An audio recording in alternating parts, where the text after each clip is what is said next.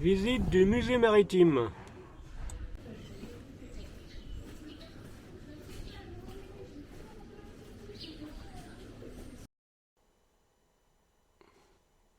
Au musée maritime, on entre dans une pièce où il y a environ 250 maquettes vieux bateaux. Donc je passe rapidement sur cela, quelques exemplaires dans ces photos. J'ai filmé plutôt un extrait d'un documentaire qui parle de l'histoire de la géologie du Mont-Saint-Michel.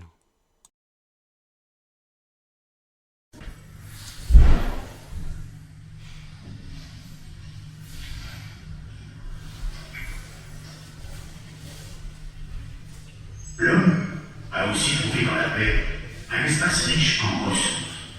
Malgré les dangers des marées et du sol meuble, il a su développer des techniques de pêche adaptées à ce milieu. Poissons, petits crustacés, coquillages, et aussi l'élevage de moules et d'huîtres. Mais, en parlant d'élevage, n'oublions pas le célèbre mouton de pré-salé. Un équilibre s'est ainsi constitué entre la flore, la faune et l'homme, permettant de développer autour du Mont-Saint-Michel une tradition et un art culinaire. Ainsi, depuis plus de 100 ans, la mère Poulard régale les palais les plus célèbres du monde entier de sa fameuse omelette, de ses civets de homard et de son gigot d'agneau de pré-salé. Au fil des siècles, les hommes se sont adaptés à la vie de la baie. Mais ils ont voulu aller plus loin en exploitant l'exceptionnelle richesse des sols. Dès le XIXe siècle, ils ont favorisé l'ensablement de la baie pour conquérir de nouvelles terres fertiles sur la mer, les polymères. Pour cela, ils édifient une digue frontale insubmersible, détournent et canalisent les rivières afin d'étendre au maximum le domaine cultivable. En 1880, la digue-route est construite. La terre gagne ainsi sur la mer et le rivage s'approche du monde. Mais tout n'est peut-être pas perdu.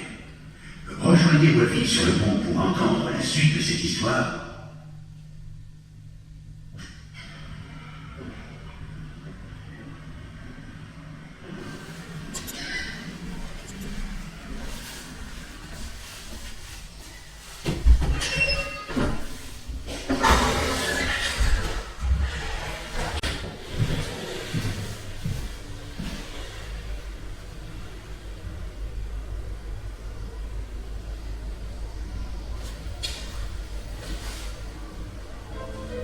Il fut un temps où la digue d'accès au Mont-Saint-Michel n'était pas encore construite, et le flot entourait librement le rocher à chaque grande marée. Lorsque la mer se retirait, les visiteurs comme les pèlerins pouvaient alors traverser les grèves à pied ou carrière à cheval, au risque de s'enliser dans les sables mouvants.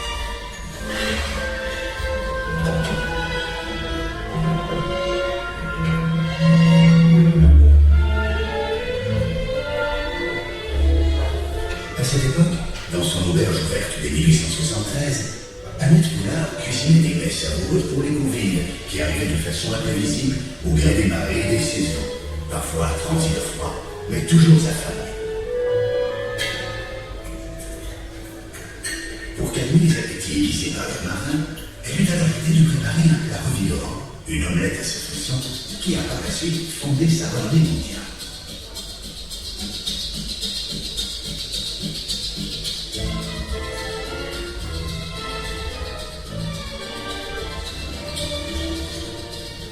Vous savez, au début, quand j'ai ouvert le restaurant, les gens arrivaient à n'importe quelle heure, même la nuit.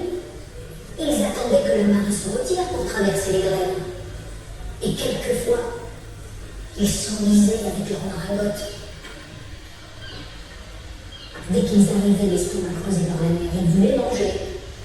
C'est comme ça que j'ai commencé à servir mon omelette, que je pouvais cuisiner à toute heure, debout comme debout. Quelques années plus tard, en 1878, la mère Poulard a connu la construction de la digue insubmersible qui a permis aux visiteurs d'accéder sans risque jusqu'au rempart. Après, avec la digue, les gens arrivaient régulièrement aux heures des repas, de plus en plus nombreux, mais le charme était moins grand. Il n'y avait plus d'émotion de la traversée sur les grèves. Avant, il fallait le mériter, le nom. Et mon omelette aussi.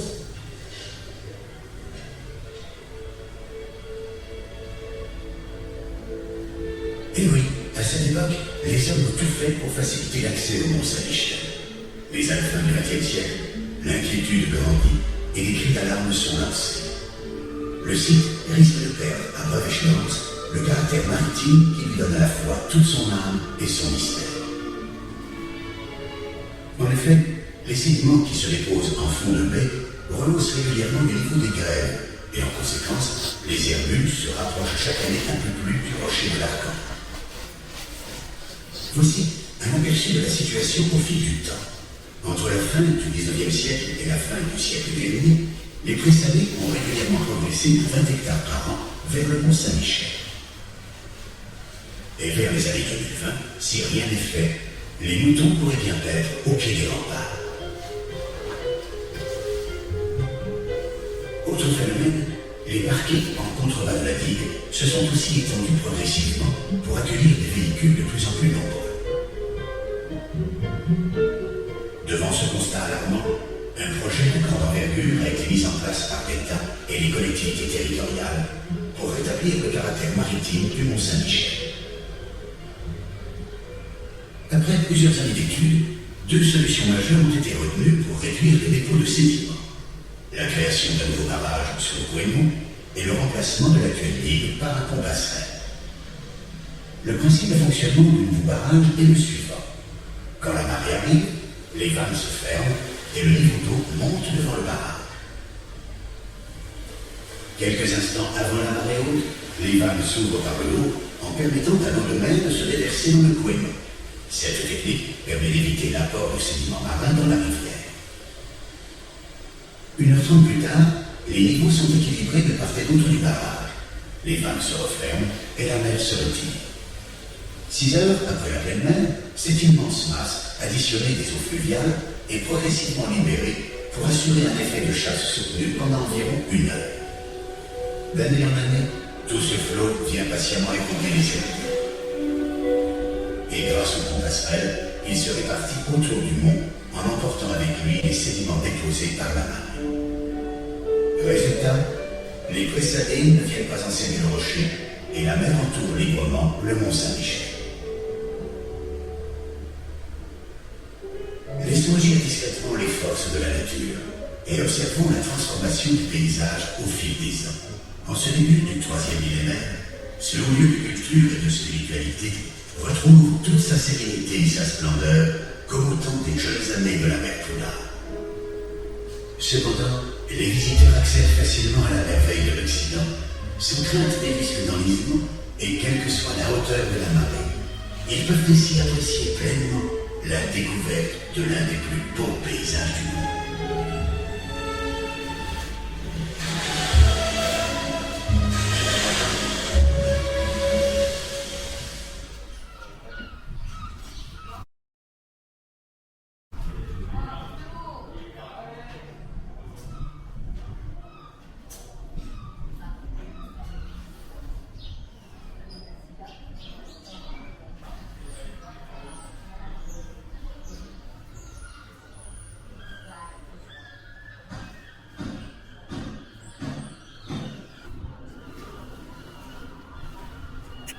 L'auberge de la mer Poulard.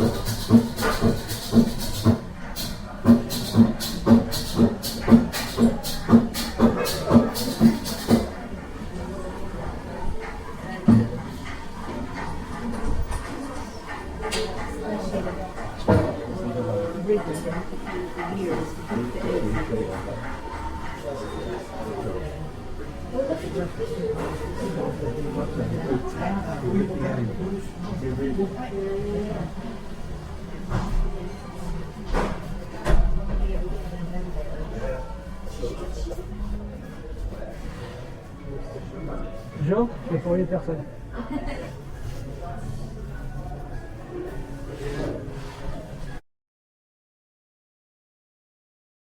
D'accord, merci.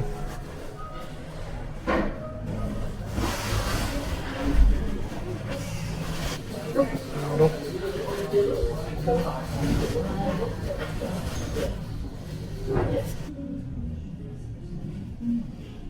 Donc la formule entrée plat dessert. Oui. Ok. On se voit ici là. Allez, un croustillant de camembert. Croustillant. Oui. En plat. En plat, donc c'est l'omelette au lard. Oui, alors dessert, tarte pomme normande, au bois. Et puis, oui, une boisson, oui, une cidre. Oui. Brut plutôt. Un Hein. verre de goutte, oui. Plutôt, hein. Croustillant de camembert. Omelette au lard. Classique. Une omelette très crémeuse.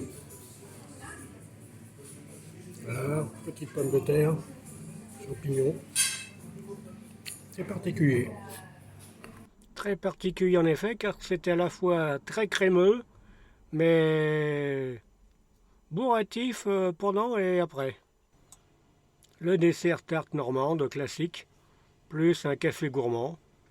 Le tout pour un prix de 59 €, mais d'un prix somme toute très raisonnable, vu la renommée du lieu et en comparaison de restaurants étoilés dont le repas par personne coûte 4, 5, 6 fois plus cher. Retour au fourgon.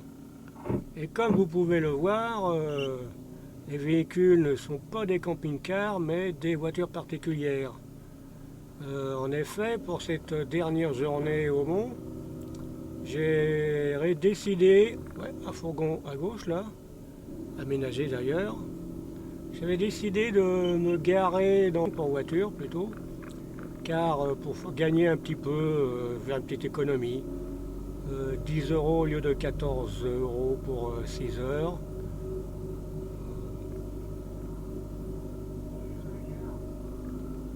J'y avais vu des fourgons les jours précédents.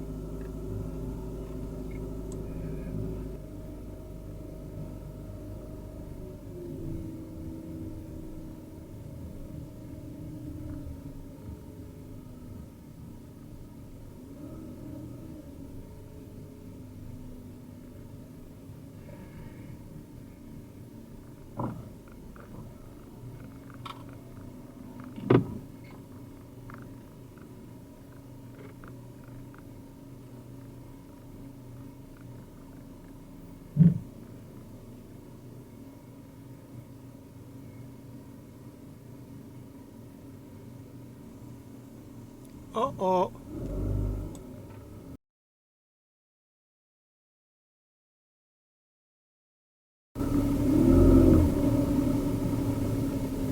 Merci. Bonjour. Oui. Ah, je suis pas un habitué, mais j'adore. Ouais, bah avant-hier. Ouais. Ouais, 5 mètres, ouais. Ouais. Il viendrait ou pas? Je sais pas. On va fermer les deux pour eux. Ah, c'est sympa. Mais Vous avez un long véhicule, 6,30. c'est comme ça? Ouais. Avant-hier, j'étais garé au P8. Non mais Allez-y, parce qu'il va pas limiter. c'est parce que je suis resté la nuit. Ouais. Vous m'aviez dit que vous étiez de quelle région? Du Poitou. Ah, non, mais quand vous revenez, mettez-vous là-bas. Oui, tout à fait. Merci. Alors il s'est passé que le personnel est venu me voir pour me dire que ce parking n'était pas adapté aux grands fourgons comme le mien et que j'aurais dû plutôt être au P8. Il aurait pu me sanctionner, mais comme je lui avais parlé 2 fois les jours précédents, j'aime bien parler au personnel, au pluriel en général, il m'a reconnu et m'a juste réprimandé gentiment.